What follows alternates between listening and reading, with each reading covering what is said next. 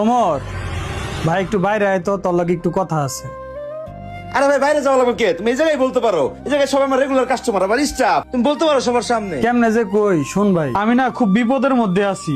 ঘরে কোনো বাজার সদাই নাই, তোর বাইশটা 2 দিন ধরে অসুস্থ, চিকিৎসা করামো কোনো টাকা নাই, এদিকে 2 মাসের ঘর ভাড়া বাকি। তুই যদি আমার কিছু টাকা পয়সা দিতি। ভাই তোমার টাকা লাগবে ভালো কথা, কিন্তু তোমার না এত সুন্দর একটা ব্যবসা ছিল, তুমি এত বিপদে কেমনে পড়লা?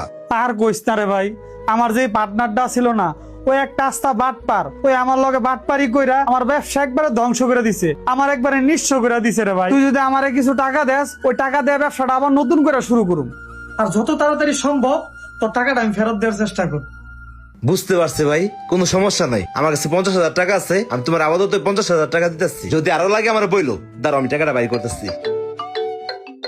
হ্যালো ভাই, আপনার ভাড়া নিয়ে টেনশন করেন না, আপনার 2 মাসের ভাড়াই তো, বিকালের দিকে আপনার ভাড়াটা দিয়ে দিতেছি।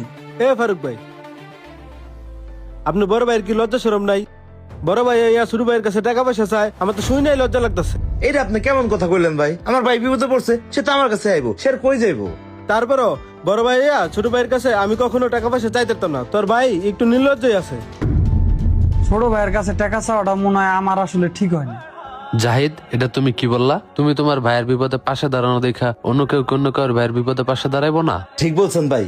শুনেন জাহিদ ভাই, আমি যখন বেকার ছিলাম, আমার পকেটে খাওয়ার মতো টাকা ছিল না, তখন আমার বড় ভাই তার ব্যবসা চালান থেকে চালান বের করে আমার সেলুনটা করে দিচ্ছে। সেই যদি আমার এই সেলুনটা না দিয়ে দিত ভাই, আমার রাস্তায় রাস্তায় ঘোরা লাগতো। আজকে সেই বড় ভাইয়ের নামে আপনি খারাপ কথা বলতেছেন ভাই। শুনেন ভাই, আমার এই ব্যবসা প্রতিষ্ঠান যা দেখতেছেন সব আমার বড় ভাইয়ের বদৌলতে। সেই যদি আজকে পুরো সেলুনটা তারা দিয়ে দিতে বলো ভাই, পুরো সেলুনটা তারা দিয়ে দিতাম ভাই, দ্বিতীয়বার চিন্তা করতাম না। ভাই আপনাদের 2 ভাইয়ের আন্তরিকতা দেখে অনেক ভালো লাগলো। পৃথিবীর সব ভাইদের মধ্যে যদি আপনাদের মতন আন্তরিকতা থাকতো, তাহলে পৃথিবীতে অনেক সুন্দর হয়ে যেত।